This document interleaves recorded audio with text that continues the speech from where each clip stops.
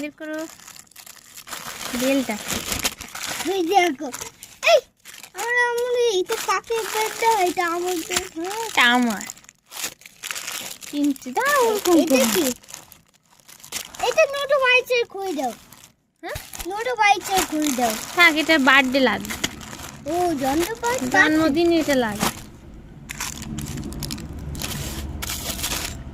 Balloon ঠিক আছে, হ্যাঁ সুন্দর বেলুন আছে, আর এটা হ্যাপি বার্থডে।